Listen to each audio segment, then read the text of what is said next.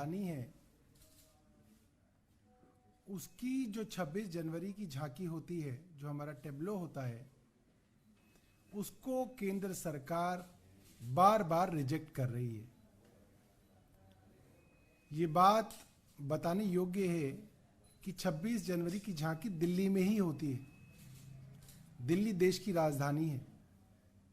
इसके बावजूद 3 साल से लगातार 2022 में दिल्ली की झांकी को रिजेक्ट किया गया, 2023 में दिल्ली की झांकी को रिजेक्ट किया गया और अब 2024 की झांकी के लिए भी दिल्ली सरकार के प्रपोजल को रिजेक्ट कर दिया गया। मैं बताना चाहता हूं कि पिछले कुछ वर्षों से कौन से प्रपोजल हमारी तरफ से जा रहे हैं। 2022 में रिजॉल्व 75 करके टॉपिक था, उसके ऊपर हमारा डिजाइन दूसरे राउंड की मीटिंग में रिजेक्ट कर दिया गया। 2023 में नारी शक्ति विषय था, उसमें भी हमारा डिजाइन रिजेक्ट कर दिया गया और 2024 में विकसित भारत क्राइटेरिया था, उस पर भी दिल्ली सरकार के आइडिया को रिजेक्ट कर दिया गया। अब कल कुछ भारतीय जनता पार्टी के लोग कह रहे थे कि वो तो टॉपिक पे डिपेंड करता है, तो ये जो टॉपिक है, जो विषय है, वो केंद्र सरकार ही देती है। उस केंद्र सरकार के विषय पे जो राज्य हैं वो अपनी झांकी का प्रपोजल देते हैं, डिजाइन देते हैं, 3D डिजाइन देते हैं और केंद्र सरकार उस प्रपोजल को लगभग बदलती भी है। जितनी बार केंद्र सरकार के यहाँ मीटिंग होती है उतनी बार उस डिजाइन को वो लोग बदलते हैं और उनके सुझाव के हिसाब से राज्य उसको बदलाव भी करते हैं। तो ये तो कोई कह ही नहीं सकता कि ये डिजाइन का कंपटीशन होता है। ये कोई कंपटीशन नहीं होता। उन्होंने हमारे डिजाइन में कुछ सुझाव दिए थे, हमने वो सुझाव मान लिए थे। अगर वो और सुझाव देते तो वो सुझावों पे भी हम लोग विचार करते। विकसित भारत विषय पे क्या कहा जा सकता है कि भारत कैसे विकसित होगा? शिक्षा और स्वास्थ्य व्यवस्थाओं से भारत शिक्षित होगा। और दिल्ली सरकार ने अपने टेबलों के अंदर दिल्ली के स्कूल और दिल्ली के मोहल्ला क्लिनिक्स के मॉडल को प्रपोज किया था।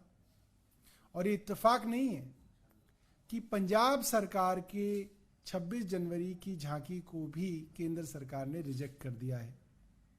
हमारा मानना है कि ये दुर्भावना वाला कदम है और केंद्र सरकार सिर्फ और सिर्फ आम आदमी पार्टी की सरकारों से बदला लेने के लिए हमारी झांकियों को रिजेक्ट करती है। बहुत बहुत धन्यवाद। आपका कोई प्रश्न है तो आप पूछ सकते हैं।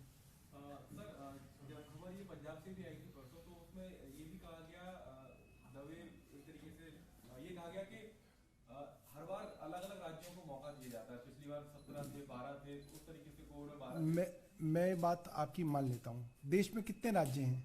32। 3 साल के अंदर आप कितने राज्यों को मौका दे सकते हैं? 90 को।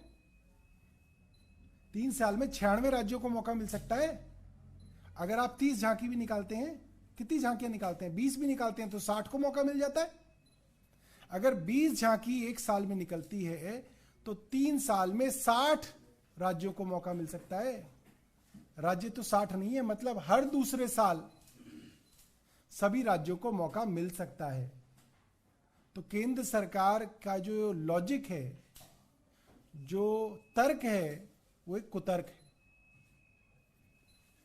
सर, जो हॉस्पिटल ड्रग केस है, क्या इस साल इसमें दिल्ली सरकार जो स्वास्थ्य सचिव हैं उनके निलंबन की सिफारिश करेगी? सर, जब तक इंक्वायरी चलती है। देखिए, मैंने ये पहले भी कहा था और मुझे लगता था कि एलजी साहब उसका स्वयं संज्ञान अब तक ले लेंगे, क्योंकि अखबार में लगातार छप रहा है। 9 मार्च को मैं मंत्री बना। मार्च के ही महीने में मैंने एक मीटिंग ली जिसके अंदर स्वास्थ्य सचिव, डीजीएचएस और अन्य अधिकारी थे। उस मीटिंग में हमने कहा, मेरे निर्देश थे कि आप दवाइयों की, इक्विपमेंट्स की और कंज्यूमेबल्स की एक ऑडिट कराइए। ये आदेश बड़े साफ थे। 3 अप्रैल को वो आदेश मिनट्स ऑफ मीटिंग में बनकर प्रकाशित भी हुए। जुलाई में मेरे दफ्तर से दोबारा आदेश दिया गया कि ये जो आदेश मैंने दिए हैं वो क्यों नहीं किए गए है कि आप ऑडिट कराइए। अब मैं ये पूछना चाहता हूं भारतीय जनता पार्टी से, एक अधिकारी को उसका मंत्री कह रहा है आप ऑडिट कराइए, आपने ऑडिट क्यों नहीं कराई? हो सकता है आप भूल गए हो, दोबारा कहा गया तो भी नहीं कराई, तिवारा कहा गया तो भी नहीं कराई, और उसके अंदर गड़बड़ी निकलती है। तो इसका मतलब क्या है? इसका मतलब यह है मंत्री चाहता था कि गड़बड़ी हो तो सामने आए, अधिकारी चाहते थे कि गड़बड़ी हो तो सामने ना आए। तो क्या उस अधिकारी को निलंबित नहीं करना चाहिए? मैं जानना चाहता हूं केंद्र सरकार से, एलजी साहब से। और अगर अब ये जांच होगी तो इस अधिकारी के रहते जिसने खुद ऑडिट नहीं कराई, क्या ये जांच हो पाएगी? क्या ये ठीक जांच होगी? भारतीय जनता पार्टी इस अधिकारी को क्यों बचाना चाह रही है जो साफ तौर पे ऑडिट से भाग रहे थे, ऑडिट नहीं करा रहे थे कहने के बावजूद? वैसे तो मेरे कहने की जरूरत ही नहीं है, आपको मेरे बिना कहे ही समय समय पे इन चीजों की छानबीन करनी चाहिए, ऑडिट करनी चाहिए, ये आपका काम है। मेरे पास तो 7 विभाग है, स्वास्थ्य सचिव के पास तो एक ही विभाग है, उनके पास तो 7 गुना ज्यादा समय है इन कामों के लिए। तो उन्होंने क्यों नहीं कराई?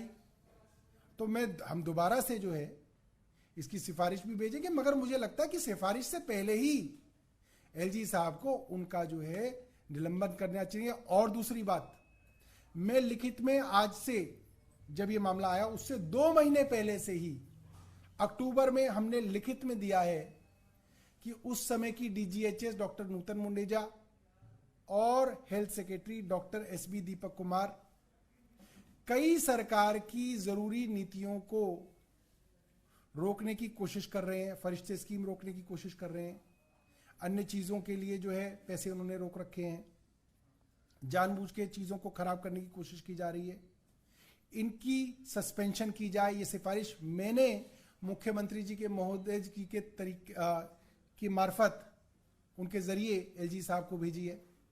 और इन दोनों अधिकारियों के खिलाफ, क्योंकि एलजी साहब ने कार्रवाई नहीं की, केंद्र सरकार ने कार्रवाई नहीं की, हम लोग सुप्रीम कोर्ट, देश की सबसे बड़ी अदालत में गए हैं कि इन दोनों अधिकारियों के ऊपर कार्रवाई की जाए।